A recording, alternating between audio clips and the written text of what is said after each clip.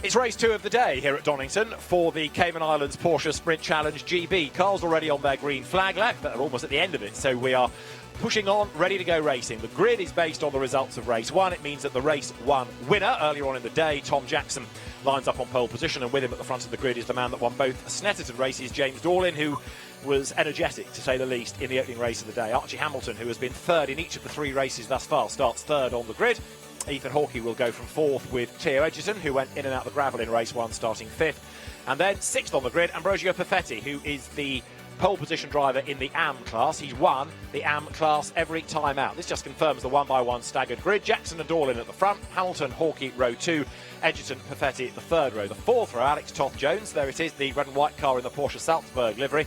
Ian Humphries for company, ahead of Nigel Rice and Mike Price. Pete Chambers, 72 years of age, Pete Chambers alongside Carl Cavers on the next row of the grid, and then you've got Chris Carr and John Westbrook to round out the order. David Addison, Andy McEwen trackside. Weather conditions slightly better than we had for race 1, as in less grim really, but it's still grey and dank. It's not as wet as it was, but the rain has never really gone away all day. It is drizzle more than heavy rain, but it's enough to make the circuit still very treacherous. These cars, the 982 type of the 718 Cayman GT4 Club Sport, 3.8 litre normally aspirated 6-cylinder engine, 6-speed box. They weigh in at 1,400 kilos. They're on Michelin wet rubber, and it is going to be a 25-minute race. Tom Jackson then on pole position in the orange and white car. The lights go out, they blast away, and a slow start made, a bad start in fact by Perfetti then, so the dominant Am does not get away. He gets away now. The confectionery magnate having completely fluffed the start. It's going to be fascinating to see the progress here up from the back of the grid as Archie Hamilton in the black car goes second, rounding Redgate. Down through the crater curves for the first time they go, and there's mayhem as off the road goes Theo Edgerton, and that one sliding and sliding and sliding and sliding is Ethan Hawkey. Edgerton gets back on. Amazingly, he doesn't wipe out anybody else as he got back onto the black bit, but that has broken up the pack. So the leading 3 then, Jackson, Hamilton and Dorlin, have broken away from the rest. Yeah, keep an eye to the red car of Alex Toth-Jones as well. Started from the back in race 1, and it took him the whole race to get through the AM pack, so we never really got to see the best of him, I suspect. But before going through there is Theo Edgerton, who survived that moment, but they were 3 wide into turn 1. James Dorlin did not get away that well. He was kind of hung on the outside going into turn number 1 of Hawkey and Edgerton.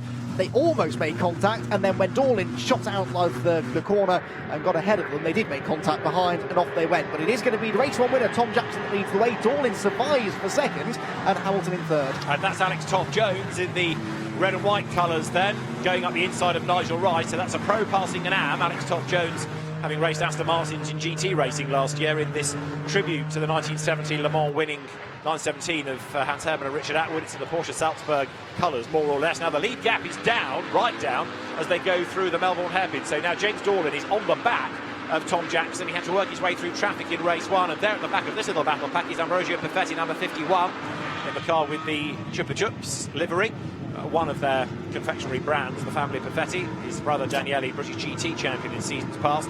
But up now then, over the timing line comes the race leader. It is Tom Jackson, clear by 9/10 from James Dorlin. Archie Hamilton, perennially 3rd, he's 3rd again. 4th is Alex Toth-Jones, and Nigel Rice 5th over the line, leading the Ams. But he did this in race 1 and then faded as the race wore on.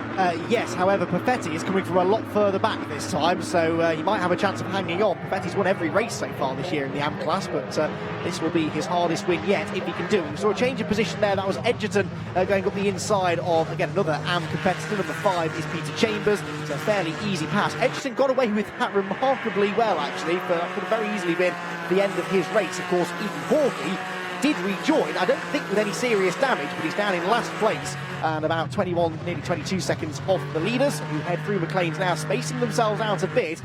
Toth-Jones looks pretty rapid here. I said we didn't see the best of him in race 1. He's with the leaders this time, and it's a long enough race that he could work his way into the podium places by the end. He's had to work his way up there as well, so he's done some overtaking already, Alex Toth-Jones, because he is up, as you say, from a relatively lowly grid position, 7th, but that was half the field that he overtook in the first race. It's going to be harder to pass the next 7, as it were. But down towards the S's for the second time they come. Tom Jackson led at the end of lap 1 by 9/10. There is Pete Chambers, great Porsche enthusiast, the former hot rod racer.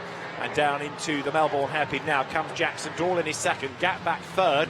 Archie Hamilton, rather than going after the top 2, is having to think about defending here, isn't he? Because there is Alex Toth-Jones, He accelerates out of the Melbourne hairpin, accelerates now towards the left-hander of Goddard, so the In2 racing car running in 4th place. Archie Hamilton for Redline, Simon Leonard's team just up the road ahead. But Toff Jones, possibly after all the overtaking he did in race 1, seems to have renewed confidence in all of this, and he is very definitely taking the battle to the YouTuber.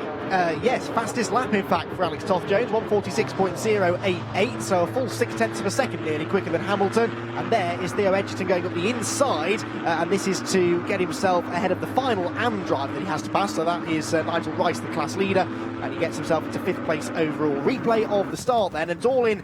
Yeah, just a bit of wheel spin for Dorlin. Perfetti goes nowhere. Lucky that he didn't get clobbered from behind because he was, of course, starting quite a long way up the grid. But then look at how close this comes to disaster for Dorlin in particular. On the outside here, he ends up 3 wide into Redgate. It could very easily have been a fairly sizable shunt. Yes, a little tap, gets sideways, but then over the curb, bit of leaning, and it was that rub that speared Edgerton onto the grass and unsettled Ethan Hawkey, so he comes across the road, lucky not to get clobbered by anybody else, and then managed, in the case of Theo Edgerton, to get back onto the road. Now the 3 leaders make their way in this replay out of the old hairpin on that opening lap. Edgerton trying to play catch-up, but now we're down to 2 leaders, and even now that gap is widening. It was a second, up from 9/10 last time. It looks to be greater than that. Eyes now on the 3rd place fight. Alex Toff Jones going after Archie Hamilton. Good battle in the AMs there. You've got Pete Chambers in the largely blue Jordan Racing Team car just ahead of Mike Price. But the leader, there he is, Tom Jackson down to the Melbourne hairpin. James Dorlin, winner of both races at Snetterton, maybe under braking this time, just a fraction nearer to him. And Alex Toff Jones rounds the Melbourne hairpin, staring at the back of Archie Hamilton's car. And he's got time left in the race, with what, a 5th of it having gone, to find a way onto terms and then get past. So Alex Toff Jones running 4th, but a podium beckons. Yep, side by side here, Ethan Hawkey. Oh, that was closer than it needed to be as he got past John Westbrook's AM car into the Melbourne hairpin. I say AM car, the car's all the same. It's all about driver experience as to whether you end up in the Pro or the AM class. Of course, Hawkey registered as a pro. There is Perfetti. Now that, I think, is Chris Carr that he's going past. So this will be for 5th position within the class. So he's making good progress here. Perfetti on the outside line into Redgate corner. He's late on the brakes. Chris Carr raced on and off in British GT last year, of course, in a GT4 Porsche. He's got the inside. He won't have the traction off the corner, you'd imagine. And Perfetti tries to squeeze across in front of him.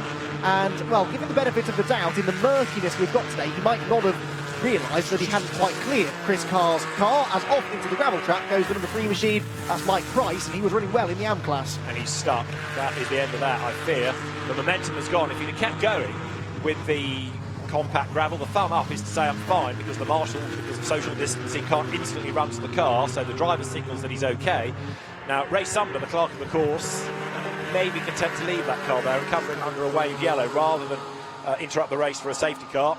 And we will see what develops, as here, number 22 is the AM entry of Carl Cavers, and we do get a safety car, in fact, probably triggered as much by the conditions, because if it's a wet road and people can slide off, they could collect that car at Mike Price. It looked to have gone a long way off, in fairness. However, safety car we get, there it is, the 911 Carrera safety car comes out, and the race now neutralised, so Tom Jackson's gap will disappear. Mike Price's almost camouflage car will be hoiked out of the way. This, of course, eats into the 25 minutes, but big frustration for the pioneer, in a sense, of the 718 Cable GT4 Club Sport. He raced one within the Porsche Cup of Great Britain races a year ago, but out of this race, sadly.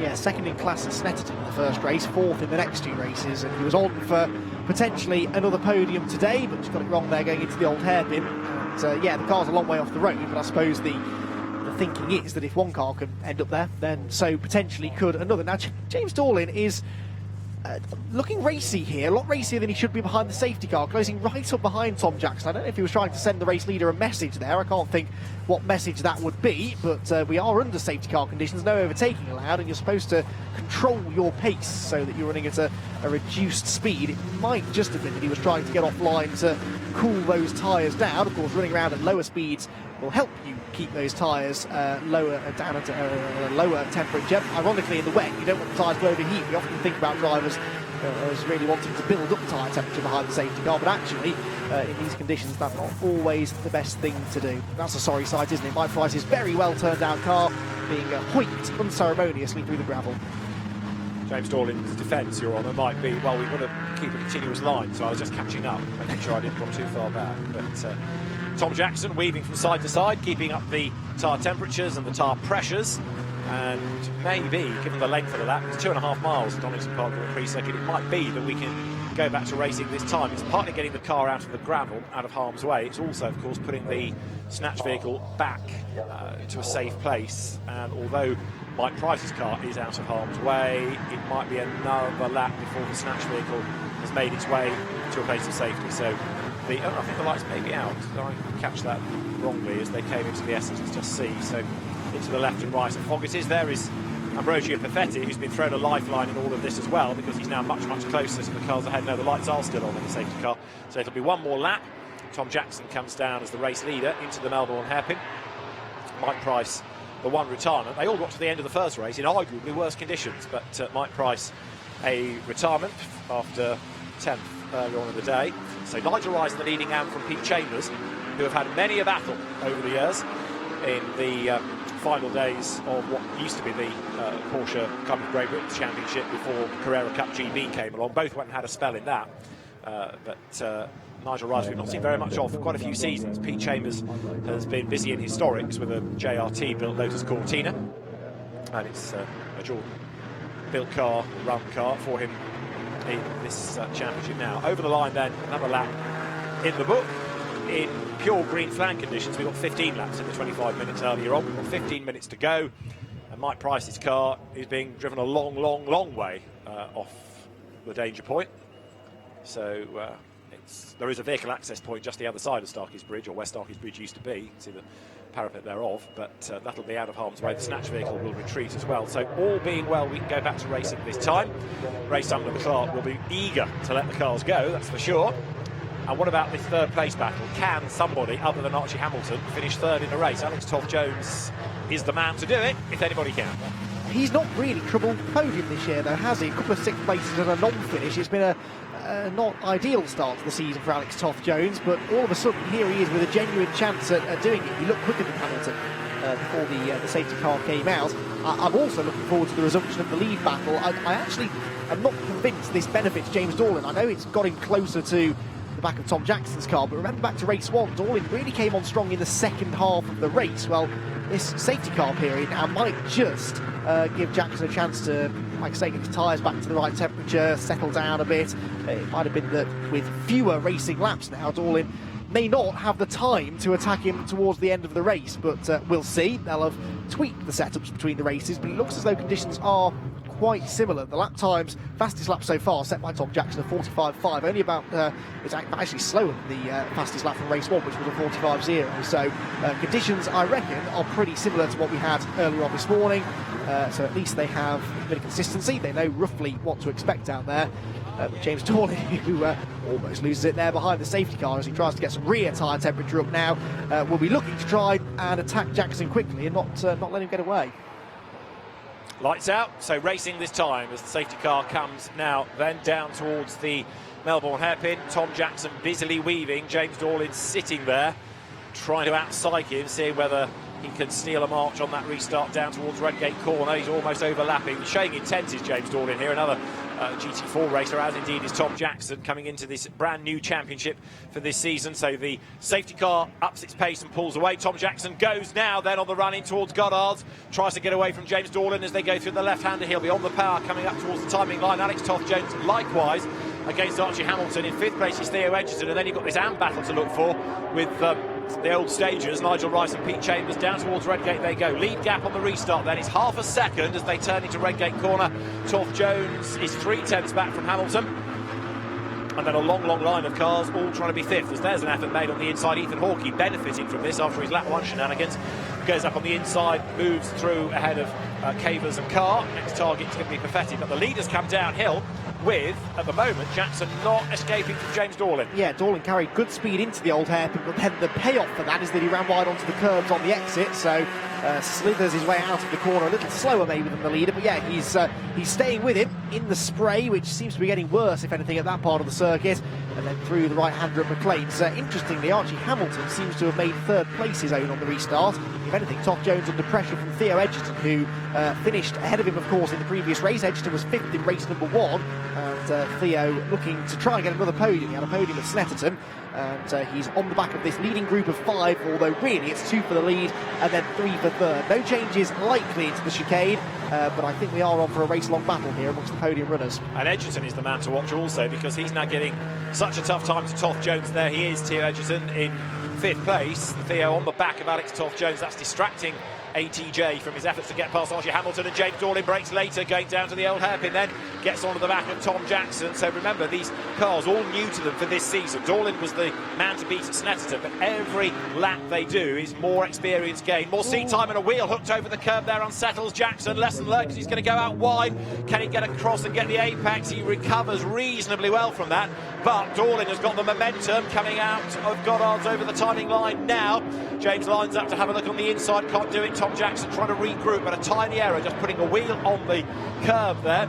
He has done the fastest lap, not last time, clearly, but he has done the fastest lap before we got the safety car. He plunges downhill now, but James Dorling thinking, right, OK, got you rattled now, and with 10.5 minutes still to go, let's see what he can do next. Yeah, that mistake means that he now senses blood in the water, doesn't he? He knows that he's got the pace to stay with Jackson. He knows that Jackson is clearly pushing quite hard to try and keep him behind, but then, except that, Dorling himself looks a bit scrappy for the second lap in succession coming out of the old hairpin, so the gap just ebbs and flows a little bit. And yeah, in the first sector they're pretty equal. The second sector is the longest of the lap, takes them all the way from the entry to the old hairpin right the way through towards the end of the exhibition straight, which comes just after this very tricky right-hander at Coppice Corner. They're dropping Archie Hamilton in third. And what of the progress of Ethan Hawkey? Well, he's now in 10th position, but still busily trying to get past the AM drivers. The only other pro drivers, the other 5 pro drivers apart from him, are all in this lead pack. So I fear that unless others start dropping by the wayside, it'll be quite a low points haul for Hawkey in this one. Yes, even that safety car hasn't really helped him too much, because he's a long way adrift of any other pro, and you score points in your class as Dorling comes up to have a go at Jackson on the outside. Equally, Hamilton is still busy defending from Toff Jones behind him. 9 minutes and counting as they come now up towards Goddard's once again. Jackson still clear. This is where he put the wheel on the curb a lap ago. Steers well away from it this time. James Dorling goes deep into Goddard's, wide in, tight out. But even if he's able to get up alongside, that will be the outside line for Redgate. Road still looks wet, doesn't it? When you get a close-up there of the Michelin tyres working, you can see how much water they've got to squeegee out of the way. Over the line go the top 2. 0.379 of a second is the margin. And slightly mystifying, Toff Jones not yet able to really do anything about Hamilton. As a really good run round Redgate now gives James Dorling a chance to challenge out through the Craner curves. They are absolutely as one. This 8-wheel Cayman then comes down to the old hairpin. Tom Jackson under pressure, but can he respond to the pressure? James Dorling looks to the outside. It's not going to work there. Can he get the undercut coming out of the old hairpin? He's certainly applying more pressure to Jackson here than anybody did in race 1. And with 8 minutes to go, that's going to have to be a very wide car that the race leader drives. Yeah, Dorling didn't qualify that well for race 1, did he? But now that he's on the front row and able to challenge Jackson from the start, that's exactly what he's doing. He keeps trying these wide lines, not so much trying to go around the outside into that corner, but just trying to carry the speed off the turn. This is another good opportunity, and this time he gets a wheel on the curb, tries to duck up the inside at the apex. There's no grip there, though. It's getting murkier and murkier at the far end of the track now. Conditions definitely deteriorating. You can hardly see them at the far end of the exhibition straight, and that little slide from Dorling into Coppice just robbed him of his momentum onto the straight, and so Jackson doesn't have to worry about defending into the chicane. Who's quicker off the chicane, though? I reckon Dorling, because the leader gets sideways. Dorling was aggressive over the curbs as well, and just as soon as Jackson built a bit of a margin, it vanishes within the space of one corner. He's back on the defensive line again into the hairpin, but he will not give Dorling the inside line really into any of these braking zones. He's defending well, and Dorling can't quite prise the door open. It's a proper race, isn't it, this? You've got 2 young chargers both going at it, some strong at different points of the circuit. Again, Jackson gets that wheel on that very slippery curve. That forces him deep into Goddard, so he's got to adjust his pace to try to recover from that. Dorling not quite close enough, though, that time to capitalise. You're right about him being aggressive over the curb at the S's. It brought him nearer, but a lap ago he was absolute dynamite, was Dorlin, going around Redgate. Let's see whether he can do it again, because he seems to break a little bit later. There is third, fourth and fifth concertinaing, with Archie Hamilton ahead of Alex Toth-Jones and then Theo Edgerton. We've got up into third in the AMs now, Ambrosio Perfetti. So Perfetti going after Nigel Rice. Pete Chambers leads. I think yesterday Pete had something like 6 of his 9 lap times disallowed for track limit abuse during the qualifying session, but he's behaving himself impeccably today and is leading the class. The 72-year-old Pete Chambers, hugely experienced in Porsche terms with the Jordan Racing Team run car, but right now that's Nigel Rice, second of the AMs, getting all crossed up and onto the, oh dear Nigel, that was a good save, oh so nearly the car getting away from him, but it has meant that he's lost momentum, and Ambrosio Perfetti comes up to have a go and goes through easy peasy on the way through Schwann's curve. Carl Cavers has just come into the pit lane, I'm afraid, another of the AMs in strife. We lost Mike Price earlier, now Carl Cavers. So Perfetti up into second, and the way that he's going, 6 minutes left, he might yet win despite that pop start. Yes, again benefited from the safety car, because the AM class had spread itself out a bit before the safety car came out, and of course when it did come onto the circuit it punched all of those gaps back together again. Third place overall, third place within the pro class comes through the chicane. Archie Hamilton hanging on in the black car there, Alex Toth-Jones, the red machine behind him, and Theo Edgerton looking to salvage a good result from this race, which at one point looked as though it might have been over at turn 1. There he is, the white, yellow and blue car, and then the gap back to the AM class leaders, and look at the way Perfetti is closing in. He is in second place in class now. The Into Racing squad, who were leading the team's points coming into this weekend as well, and it looks as though they're on for another good haul of points in the AM category here, but Perfetti is running out of time. 5.5 minutes to go. Yes, he needs to get on with it, but at the same time, I think he is quick enough to do this. He can almost afford to just sort of catch his breath here and make a sensible move rather than just diving through at the first opportunity. I'm not sure he's running out of time. I think he's got this done. 5 minutes to go, at least 2 more laps. He's stormed his way through the traffic. He's clearly quicker, and he's right there. Pete Chambers, look, goes a little bit wide out of Redgate, but I think it's when, not if, Perfetti gets through. Look, the move almost comes there going through Hollywood, so the pace that he's got suggests that Ambrosio Perfetti is going to get this done. Pete Chambers will know how to race, will know how to defend, but Perfetti looking pretty irresistible at the moment. The leading gap is 8/10 of a second. This is the leading AM battle. This also was 8/10 when they went across the line, but Perfetti has done the hard yards to get onto the back of Peter Chambers' car now. Is he going to be able to make the move up at McLean's? Chambers equally having to up his game, because he knows now that he's been caught, he's in a proper race, and he's got a very quick car right there behind him. 4.5 minutes on the clock. Perfetti will perhaps start to make the move or make the plan out of Coppice so he can have a go on the Grand Prix loop, except he runs a bit deep into Coppice there, able to recover, so he's tighter through the second apex, whereas Chambers was out wide, and with 4 minutes to go, where does Perfetti make the move? Again, look, he's quick in a straight line, he's gapping Nigel Rice behind him. Rice in turn is under attack now from Ethan Hawkey. And this is the lead battle, and they are absolutely nose to tail as well. So Tom Jackson trying to do the double here, like James Dorlin, the man behind him, did at Snetterton. Comes up towards the left-hander of Goddard's. 0.848 of a second was the margin, and Jackson can't get away, but equally he's got a nice wide car. He knows exactly how to defend as Perfetti has gone through, so there you go, it took him less than a lap. He got onto the tail of Peter Chambers, job done. Well, Chambers is fighting back again. They're on the inside into Goddard. This might not be over yet. He's late on the brakes. He skates back in front again and reclaims the lead. So not quite job done yet for Perfetti. Carries more speed off the corner. He will get alongside. He's on the grippier side of the road into Redgate, but it will mean he has to go the long way round the right-hander at the end of the pit straight. It can be done, but again, Chambers, just as long as he gets to the corner first and moves across in front of Perfetti, he might be able to block. And Roger is quicker off the corner, gets to the right-hand side through Hollywood. This is brave stuff, wheel to wheel, and Perfetti does now go through. And that one might be the decisive move, I think, because he's immediately gapped Chambers. Chambers was offline and lost his speed down the hill. He's now being wheeled in by the pro driver, Hawkey. Oh, I almost spoke too soon there, though. Perfetti pushing on. Yes, a little bit too quick into the old hairpin, runs out wide. I think that is finally job done. Took him a bit longer than anticipated, but he has now done it. So Ambrosio Perfetti last away from the line, but he's going to be 4 from 4. So nobody else has a strike rate like him. 4 AM class victories. It looks like it's going to be 2 apiece in pro to Dorlin and Jackson. At best for James Dorlin, it'll be 3 from 4. And we are going to be able to squeeze maybe 2 more laps out of this, which is good news for James Dorlin, who in this race looks to be the quicker. But boy, Tom Jackson's done a great job of defending. Down to the Melbourne hairpin they come. Covers off the inside line. Dorlin is offered the long way round on the outside. Wide in, tight out if he can do it. But even if he can, that's the outside line for Goddard's. Normally aspirated cars, these, remember, unlike the road-going Cayman or Cayman S, and to the left-hander of Goddard's. Again, wide in, James Dorlin tries to then get the switchback coming out of the corner. At the moment, a flying lap is around the 1:46 mark, so 2 more laps there will be time for, just as they come across the line. And Dorlin now is on his toes, isn't he? Because he, again, knows he's got a quick car, but he's running out of time. Challenge is going into Redgate. We've seen him do this before. Can he get up the inside line? This is his best chance yet. He's got the inside at Hollywood, and he does go through. So James Dorlin outfoxes Tom Jackson, and with just under 2 laps to go, looking at the clock, James Dorlin is up front. Yes, exactly the same move that Ambrogio Perfetti made to take the AM lead a lap or 2 ago. However, Perfetti just came through, back down in 4th place in the AM class, so he has had another Still not job done. yeah, exactly, and it might not be now because he's only got a lap left to try and work his way back through. So back into the AM class lead has gone Chambers again, so Pete Chambers into the lead of the AM category. What about the overall race lead though? Because Tom Jackson has not given up here. It's sometimes easier to be the hunter in these conditions. You can gauge from the car in front how much or how little grip there is, and Dorlin is the one that runs a bit wide into Coppice corner. Jackson carries the speed off the turn.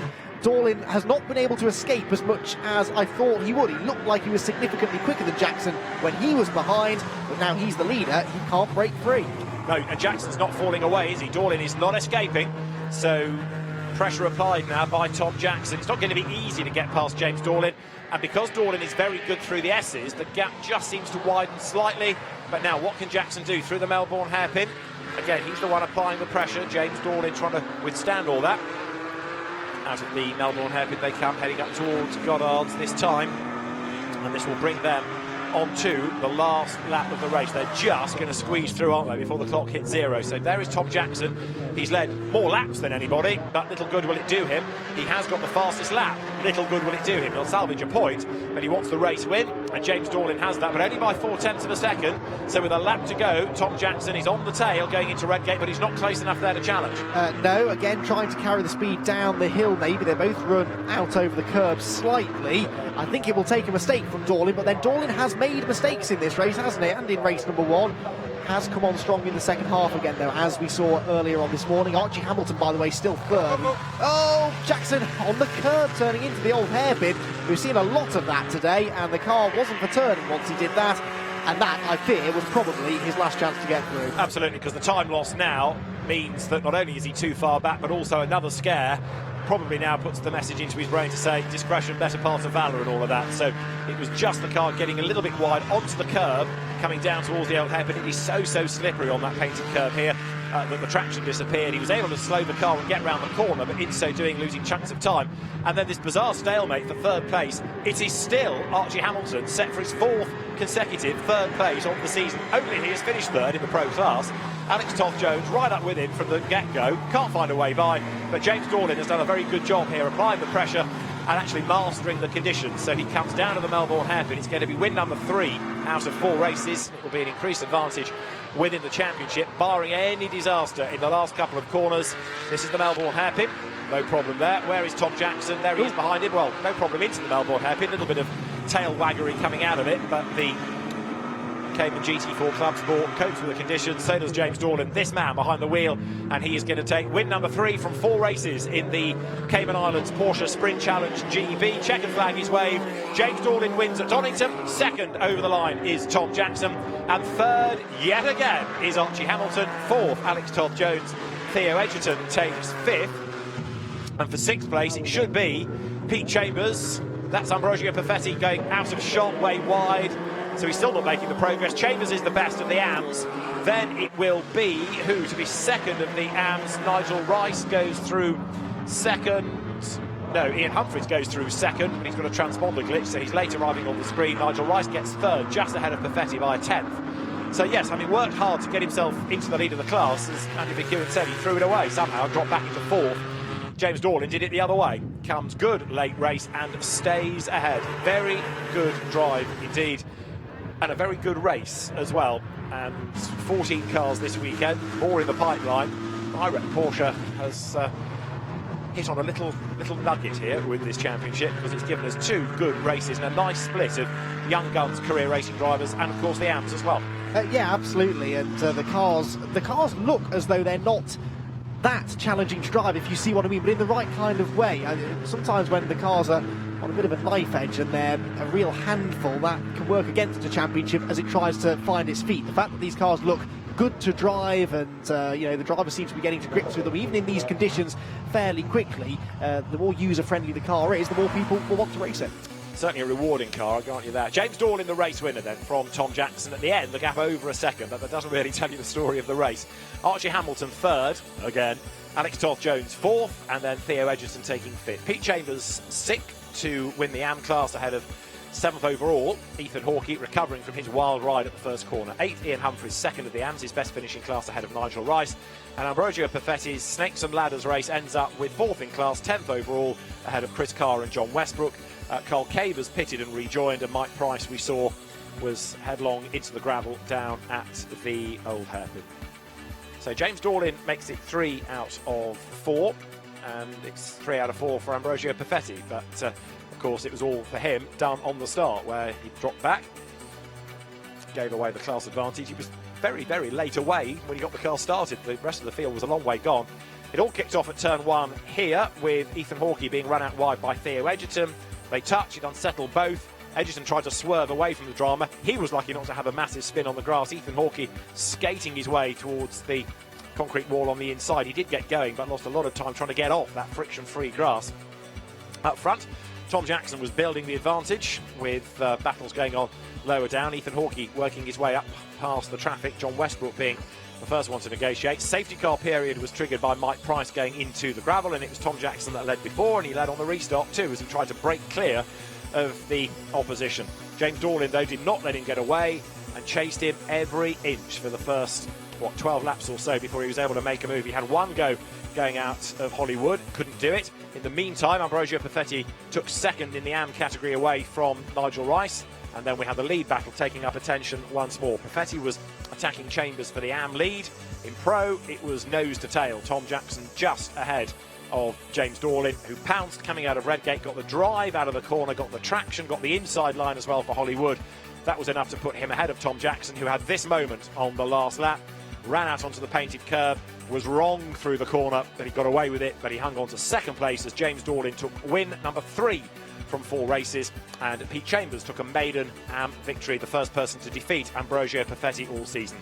A great win for James Dorling, more great racing from the Cayman Islands Porsche Sprint Challenge, and an excellent season very much in prospect. Brands Hatch, the next stop on the 6th of September. For now, from Donington, from Andy McEwen and David Addison, it's goodbye.